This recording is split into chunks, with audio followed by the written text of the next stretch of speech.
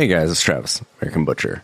Been a real hectic week, so here's a short something to give you guys. It's a little piece that I edited off a Ryan segment, but it stands alone and it's great.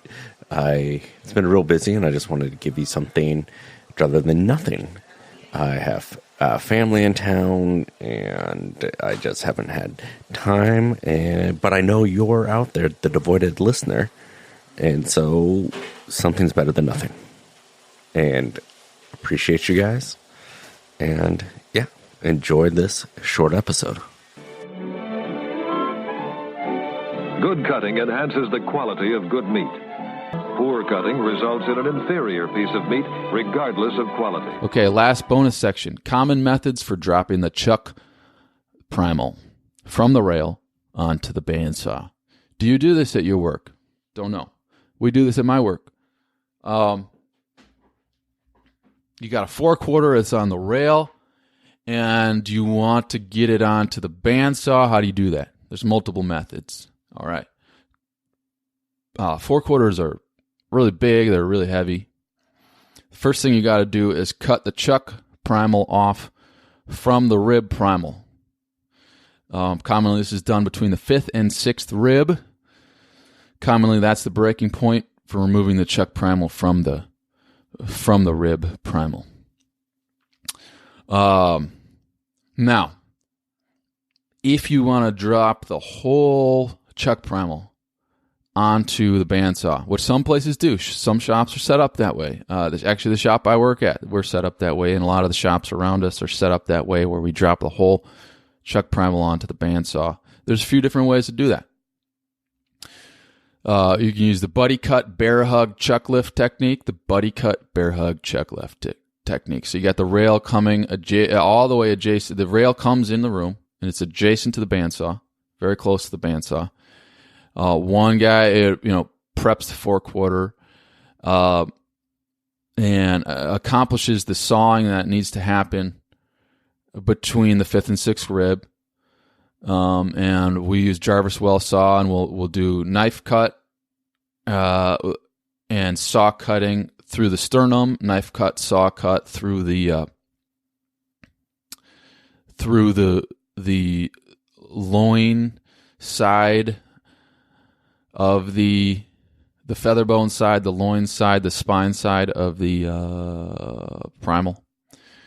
And we leave, 3 inches of meat between the ribs, still connected, right in the middle.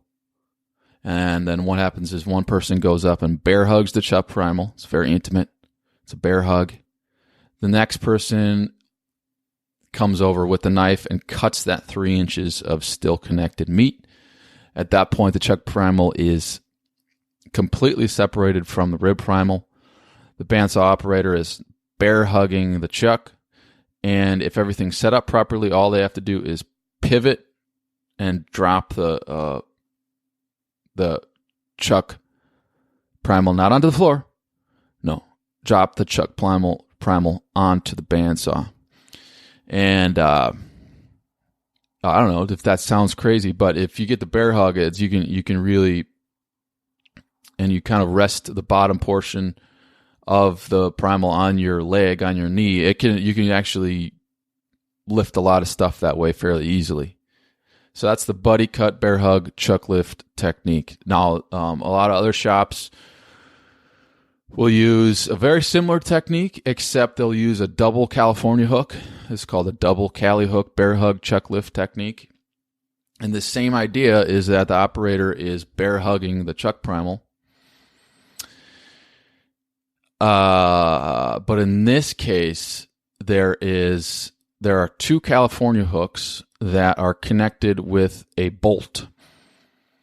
And one of the hooks is underneath the 5th rib, and the other hook is over the top of the 6th rib. And then between the 5th and 6th rib is severed completely with knife cuts and saw work, and is hanging just by the California hook. And then the bandsaw operator comes in, grabs, bear hugs the chuck, lifts it up so that the California hook is now comes unattached from that 6th rib, and now you're free balling, and you do your pivot, and you drop the chuck primal onto the bandsaw, not onto the floor. If you've ever dropped a chuck primal onto the floor, don't do it. I mean, I don't know. You just don't want it. It's a bad scenario. So to be avoided. But if you have everything set up properly, you can do just one pivot and then drop that chuck primal onto the bandsaw. Now, if you're using a handsaw, another common technique is to do a knife cut between the 5th and 6th rib, all the way,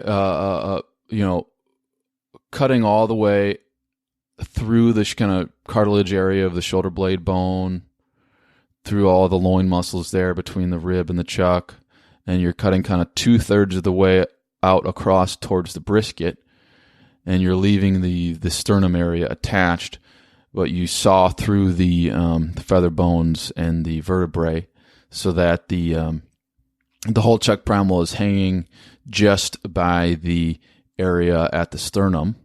And then if your saw is set up in a way close enough to your rail, you can use a hook and you can swing. You can hook the kind of neck, the lower hanging neck of the chuck primal, and you can swing it up onto the bandsaw so that the weight of the chuck primal is on the bandsaw tabletop platform resting there, and then you're still connected at the sternum area, and you can either finish sawing through the sternum at that time to separate the chuck primal from the rib primal, or you can have kind of pre-sawed through the sternum and chuck primal so it's just hanging by the meat there, and then you can, in that case, you would just knife through the remainder of the brisket area to separate the chuck primal from the rib primal. So that's the third method. And then there's a whole bunch of variations on rail work, which deconstructs the chuck primal into smaller pieces to make it easier to lift and lighter to lift onto the bandsaw. And there's just a ton of different variations on there about how meat cutters will attempt to accomplish this. But the general idea is that instead of doing these kind of bear hug methods or these kind of swinging the chuck primal onto the bandsaw kind of methods where the whole weight of the chuck primal is being negotiated, the other route is to break the chuck primal into various pieces while it's still on the rail, and then you're lifting those particular pieces either onto the bandsaw or onto the table. So the whole bunch of variations that guys and gals will do. Let me just make sure I'm still recording here. I think I'm still recording. So in general, these methods can be broken into two categories. There's the partial bone out and there's the full bone out methods. Full bone out methods are just like it sounds, where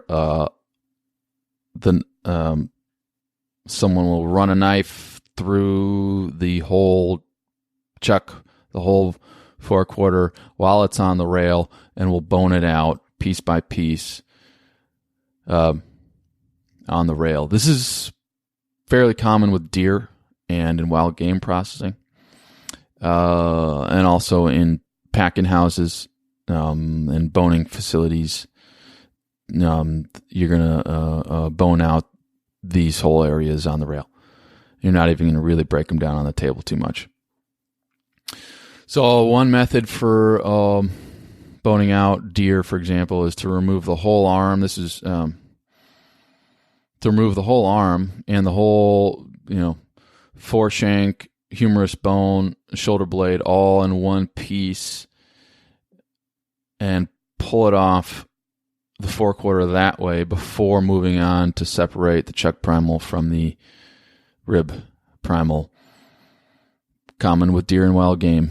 Can also be used with beef, and sometimes is used in that way.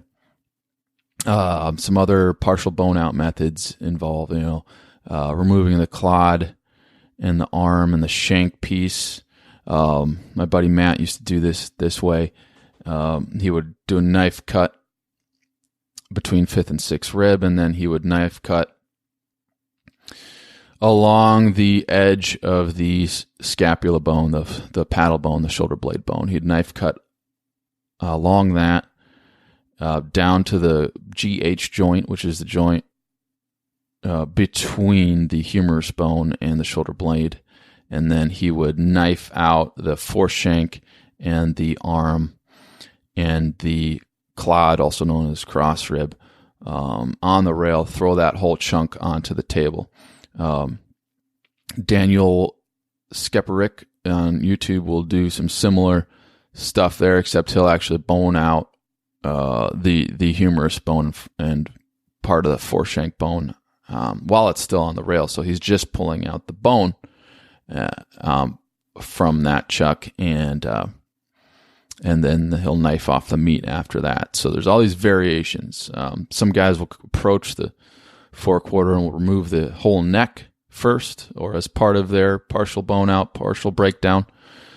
Some guys will remove the brisket at a certain point to lighten that whole chuck primal, weight to the weight of that whole chuck primal, and we'll throw the brisket onto the table, and then they'll have less weight to work with the remainder of the chuck.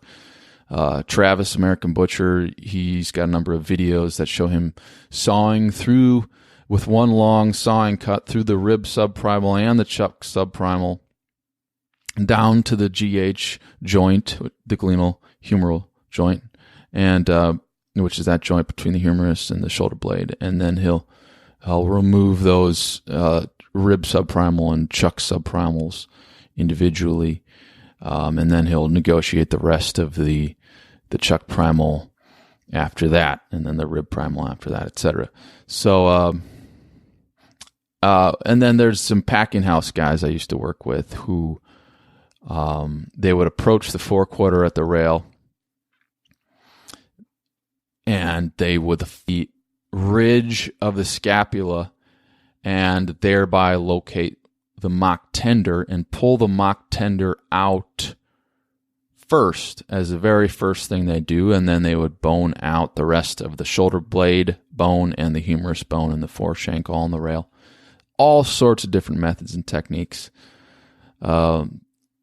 Thanks for listening. This has been the Meat Block Podcast.